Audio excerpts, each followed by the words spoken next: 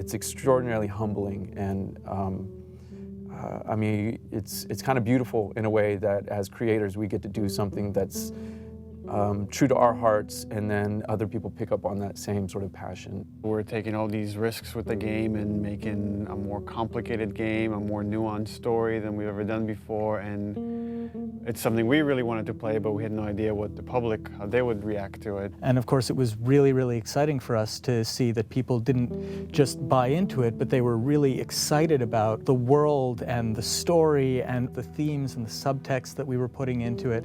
Really, people just got the game 100%. You know, as an artist, as a creator, you want people to love your work. You want to cause some emotional reactions. So it just kind of leads us and encourages us to keep going in the directions that inspire us.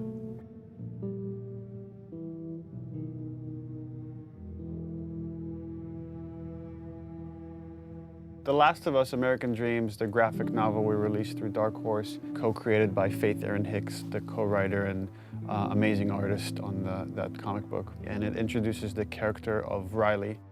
And in it, we get to see kind of Ellie coming out of her shell, and she starts taking on these attributes from Riley, but it's the first day they meet. And it became really interesting to us to say, okay, months later, after these two have become best friends, and they've had this falling out, where does that relationship go? In discussing ideas, it's like, what if we got to play through that kind of relationship? What if we saw that relationship? And it gives us an opportunity to test out various mechanics and storytelling ideas that maybe we couldn't test on the scale of the full game, but doing it in a smaller time frame allows us to try out these ideas and say, okay, that's interesting. How did that work? The comic book was kind of a great way to see a little bit of what Ellie and Riley's relationship was. So when we set out to design the world, we already had a point of reference that there had already been some great work done just in terms of some of the visuals and some of the language between Riley and Ellie.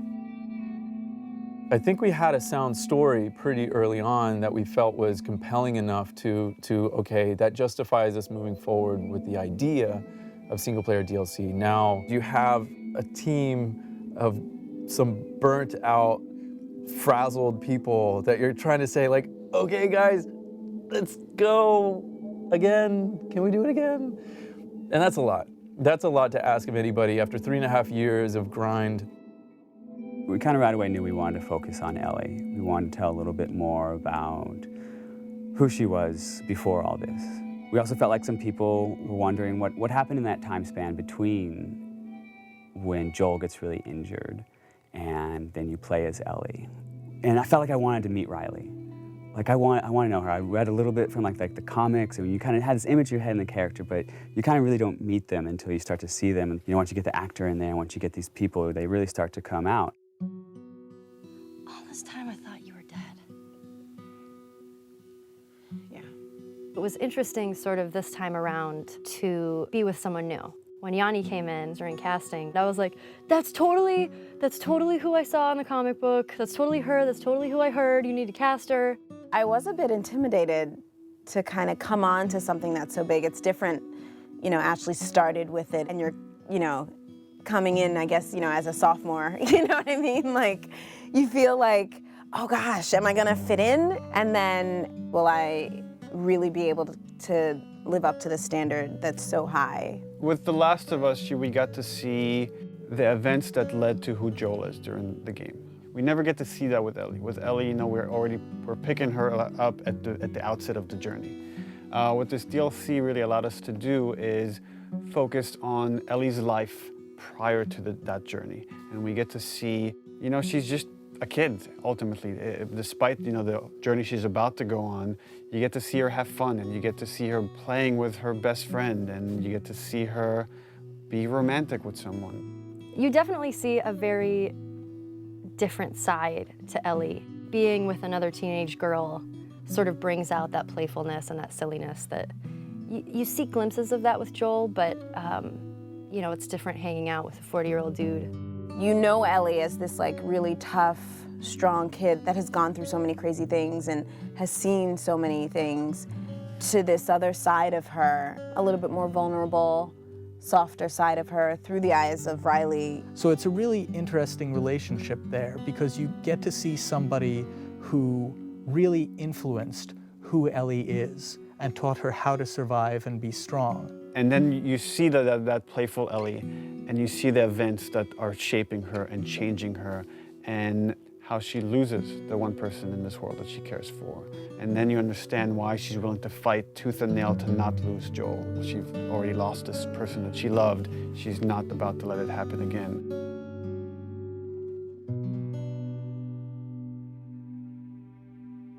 There was a lot of gameplay where we kind of challenge ourselves to say, okay, how do we add tension? How do we add core mechanics to two teenage girls that have snuck out of this military dorm and are being playful at a mall? There are large portions where there is no combat, where we're really focusing on the narrative connection between you and an allied character. What's really important to us is how we parallel the player's emotional experience in the characters and vice versa. We want you to always be feeling the way that the characters are feeling. The fuck are you looking at? We look at contrast a lot whenever we're trying to create pacing of things. And you can't have your lights without your darks, your highs without your lows. So while we're looking at the Ellie storyline, we also want to contrast that with what's happening in the desperation of Joel. So the combat is kind of an extension of the obstacles, the barriers inside of her way that she needs to overcome. Something new we wanted to do with the combat this time was we introduced David's people, sort of the cannibals in the university. By pulling David's crew into the mall, we also thought it would be intriguing to create some new technology where we had the infected fight the humans. We developed a number of setups, combat setups, during the DLC where the player has the opportunity to pit those two sides against each other. And for us, this was really interesting because this allows you to use one faction as a weapon against the other. Now you're able to use these distractions almost as bait or as lures. So that creates this whole new way to think about a combat space and to think about ways that you move around. But it still drives home that idea that it's a desperate world and you're trying to survive in it.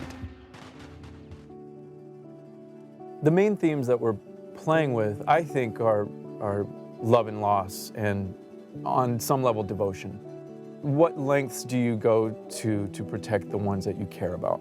If you never know if you're going to die tomorrow, in the next hour, in the next few minutes, every moment spent with those you love is a moment to cherish. The relationship between Ellie and Joel, it dealt with survival, it dealt with loyalty, and ultimately it dealt with love. The love of a parent to a child or a child to a parent. The DLC is not that different.